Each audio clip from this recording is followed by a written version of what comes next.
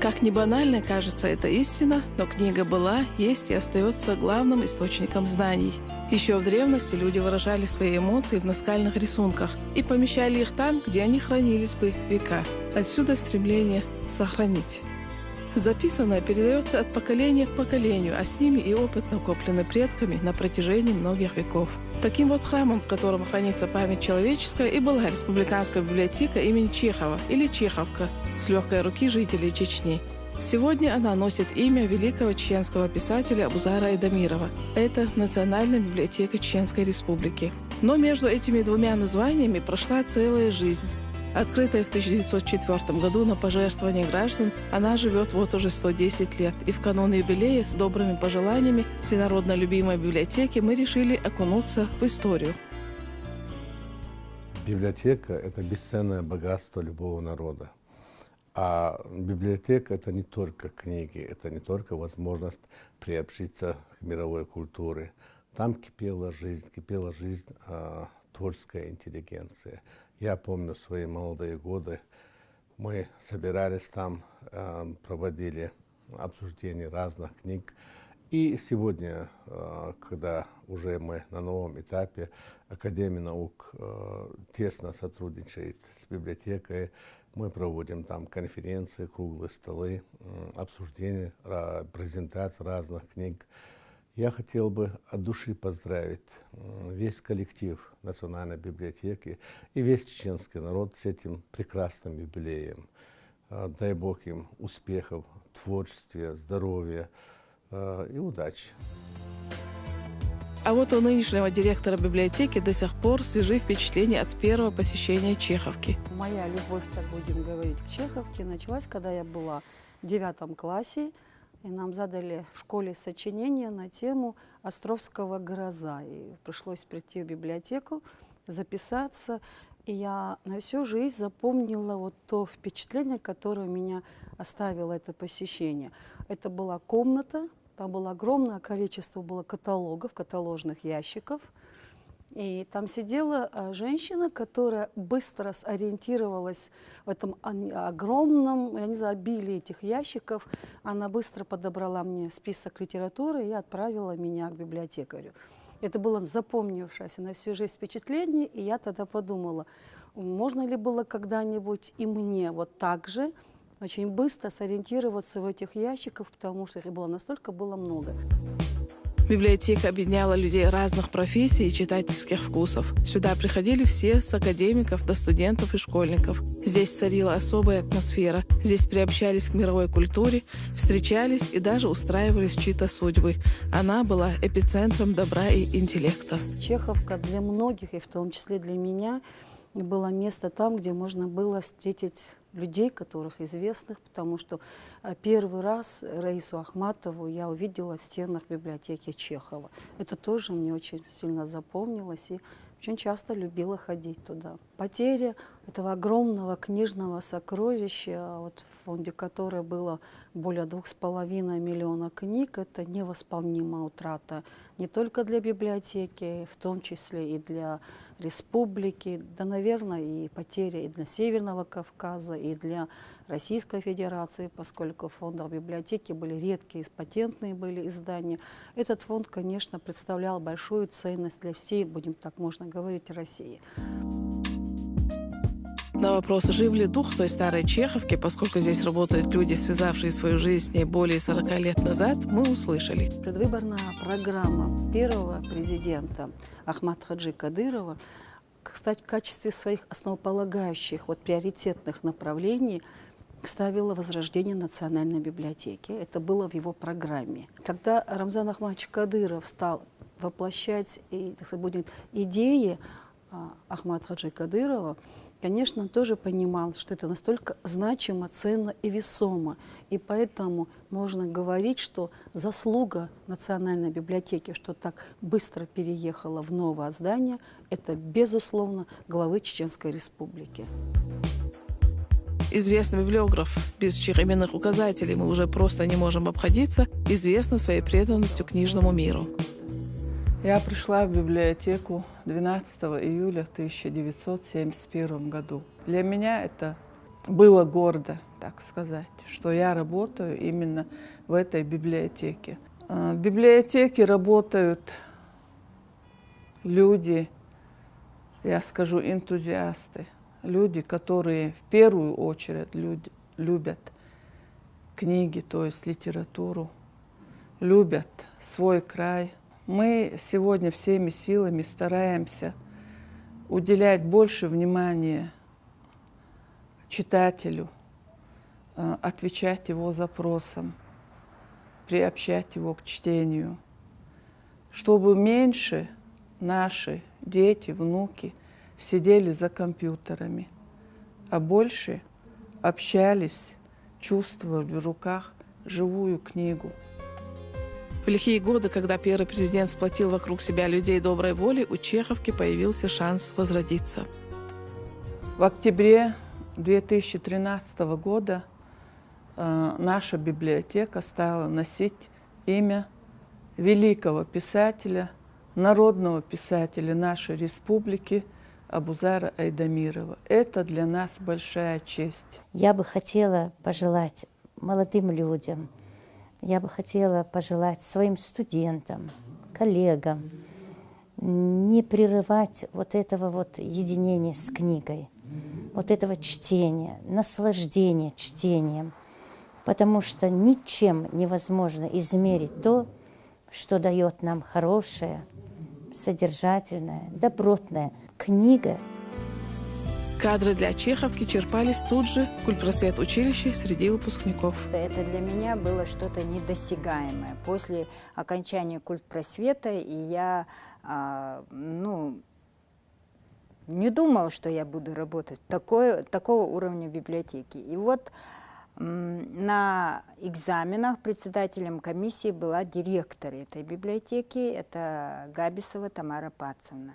Она отобрала оттуда несколько девочек, с которыми бы ей хотелось работать у нас в библиотеке. Вот так я попала, допустим, ныне в Национальную библиотеку.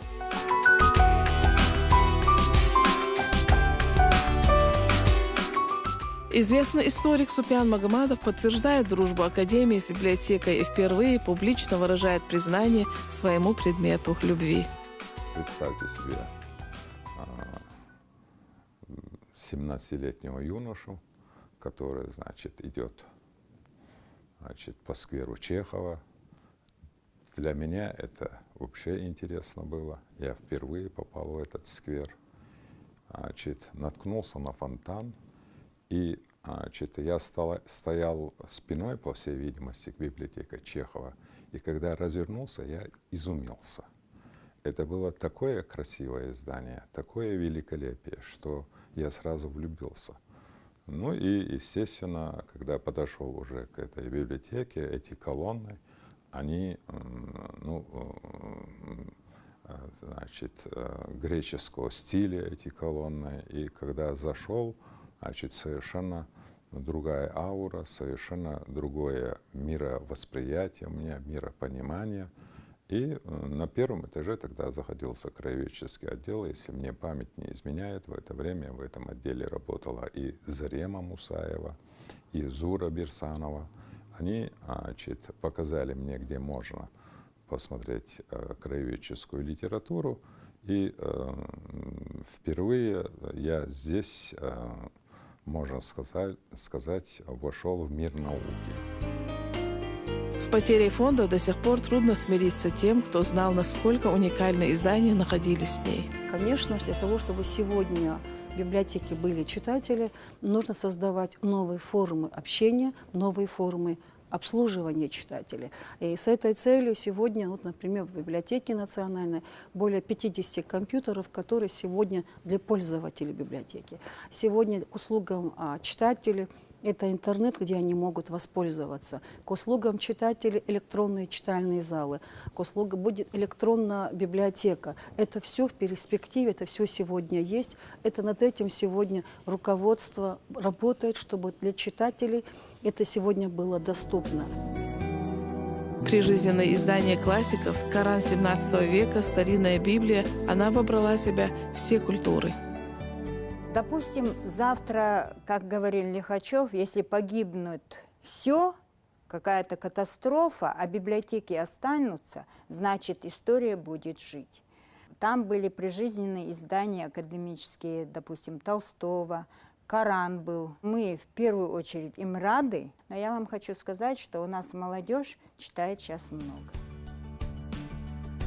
Роза в Чеховке с 1985 года. Тоже сразу же после училища была выбрана директором библиотеки как одна из лучших студенток. Стресс от потери их дома, а библиотека фактически и была для них почти родным домом, с лихвой был компенсирован. Меня поначалу зацепила не библиотека, именно Чеховка она раньше называлась. Меня зацепила вот эта любовь к книге.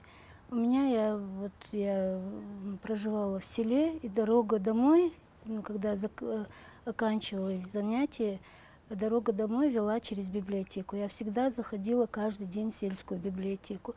Для себя я еще в школе выбрала профессию библиотекаря. Узнала, что есть такое заведение учебное, называлось культурно-просветительное училище. Вот я туда пошла учиться в 1983 году. Когда война закончилась, и нам дали помещение, времени разместиться под трибунами стадиона «Динамо», это, конечно, были невыносимые условия, но сам факт, что библиотека заработала, это нас окрыляло. Мы знали, что здание будет, тем более в 2003 году Ахмад Хаджи Кадыров в своей предвыборной программе, именно он из всех указал, что он будет делать все для того, чтобы построить новое здание для Национальной библиотеки. Все наши сотрудники проголосовали именно за него, потому что, видя, что вот он как бы заботится о библиотечном деле. Что здание будет, мы знали 100%. Но когда будет и кто из нас доживет, это вот все сомневались в этом. Выезжая на различные форумы, Роза видела, как работают ее коллеги в других регионах. Мечталось о таком же ритме работы. Ждали окончания строительства, но где-то в глубине души были сомнения, когда же это свершится. В 2003 году меня послали в командировку в Ростовскую Донскую библиотеку. И, конечно, видя, как они работают, у них не было перерывов, связанных с войной, они намного вперед нас ушли.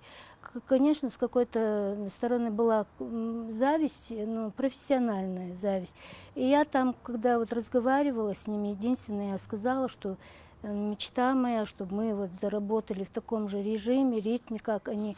И нас только заботили эти мероприятия библиотечные, обслуживание читателей, но никак связанные работы, которые связаны со строительством, с перегрузкой, загрузкой книг, на это много сил и времени уходит. В 2013 году, когда уже примерно нам озвучили месяц, число, когда мы сюда переедем, если честно, я еще не верила в это, потому что нас привели сюда на экскурсию, здесь стояли такие блоки, как бетонные столбы, и я никак это не под силу человеку все это одолеть. Но они точь-точь, даже число, день, это уложились. Люди, которые здесь работали, я считаю, совершили трудовой подвиг. Асет, главный редактор журнала «Культура Чеченской Республики», с особым трепетом относится к библиотеке. Все люди, о которых она пишет, а это люди творческие, люди, представляющие культуру, искусство, цвет нации, а информация о них с легкого пера Асет ложится в фонд библиотеки. Впоследствии ими будут пользоваться огромное количество людей.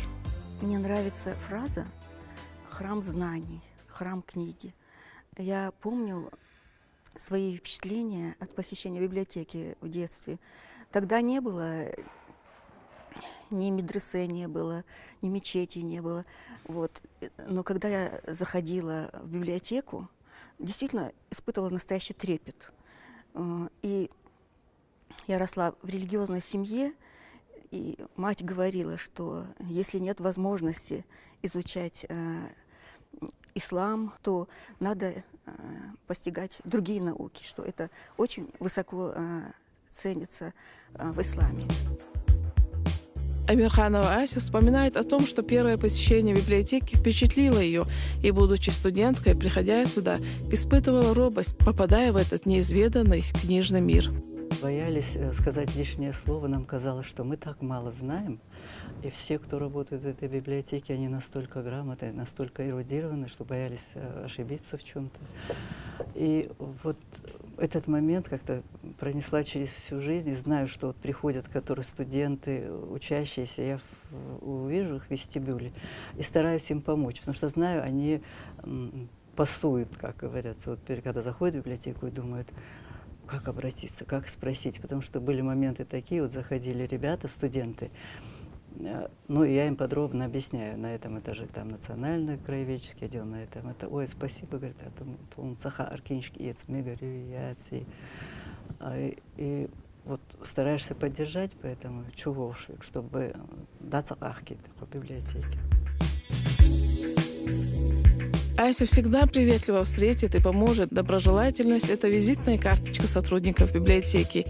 А тон задают Ася и более молодое поколение, которое учится у них не только находить книги, но и умению общаться. Был такой момент, когда я пришла в библиотеку, меня очень поддержали наши старые работники. Мне хочется назвать Саждак Дебирову, Эпендиеву Маю. Мы мало знали, конечно, когда они пришли. Они нас очень доброжелательно приняли, пытались многому научить. И вот эту всю любовь этой библиотеки через всю жизнь я пронесла, потому что всегда удивлялись, зарплата маленькая, и как вот и книгу, потому что любишь, и общение с людьми. Библиотека – это, во-первых, информационный центр, но он и такой общекультурный. По этой причине во всех городах мира библиотека строится в самом красивом месте, и это здание предполагается, что оно должно быть самое красивое. Не только потому, что чтобы удобно разместить книги, но чтобы удобно любой человек провел свой досуг, чтобы ему было приятно находиться там, чтобы он эстетическое наслаждение получал, помимо того, что он тактильно, то есть руками ощущает книгу, листает страницу и узнает для себя непознанное. Известный ученый, филолог Хава Навразова вспоминает свои юношеские годы и молодость библиотеки.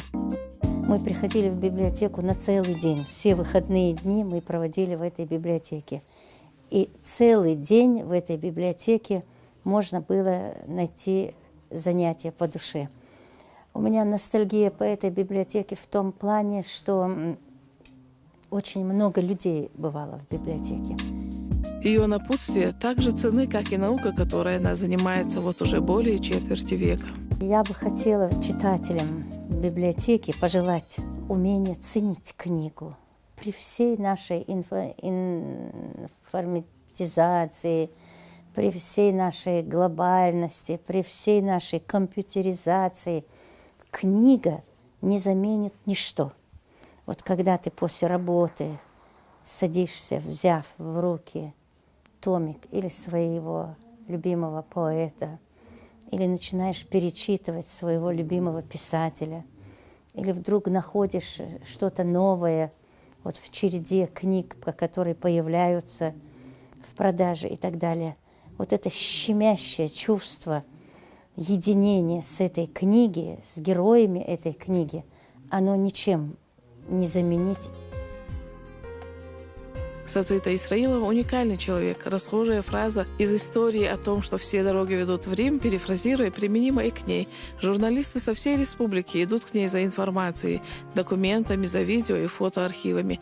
Она большой энтузиаст своего дела, она неравнодушный человек. У этой маленькой женщины всегда в рукаве какой-то неизведанный козырь в виде редких материалов, которые здорово помогают тем, кто начинает работать над любой темой, связанной с республикой. И поэтому она со своим масштабным видением не случайно здесь человек. Сегодня читатель 21 века и наш сегодня читатель, который приходит в библиотеку, он помимо того, что получает информацию, ему еще нужно место общения.